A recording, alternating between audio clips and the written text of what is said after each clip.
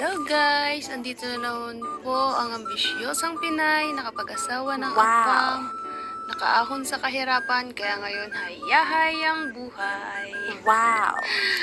Char lang, baka naman maniwala kayo nang bahala. Ayan na nga, ang hinday nyo, Sunday morning after ng breakfast, kaya naisip ko na magligpit ng higaan. Ayan. Ligpit muna tayo ng higaan dahil may balak na naman lumabas. Ayan, linis-linis lang muna. Diba may pa-slow motion pa ang hinday habang nagliligpit. Ayan.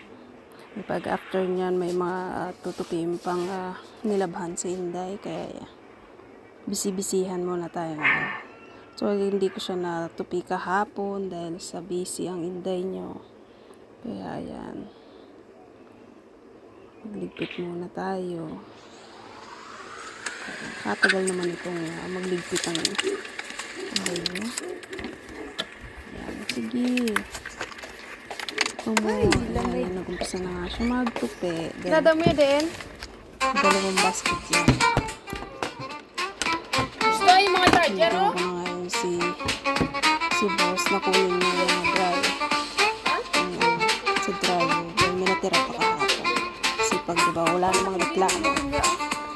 Para matapos po agad. Kasi kala ko after niyan maglalayas na kami agad. Ang pumasok ng dry. Ang maliit yung dry para magtali ng buhok. Mabilis ang ano lang yan 2 p.m. Naka-multitask pa yan dahil naka-live pa yan sa Poco. Ayan, sige. Hindi lang yun ang gagawin yun dahil pag nanay ka talaga, ay nako. Kahit nasa bahay ka lang. Kaya yan. Yan ba yung haya-hayang buhay? Ang daming gagawin pag nasa bahay ka talaga. Ang daming gagawin. Basta nanay ka. Dahil may pasok ako ng 3 times a day, 3 times a week. Dahil kailangan dito mag-aral ng lingwahe nila para makakuha ka ng Dutch citizen.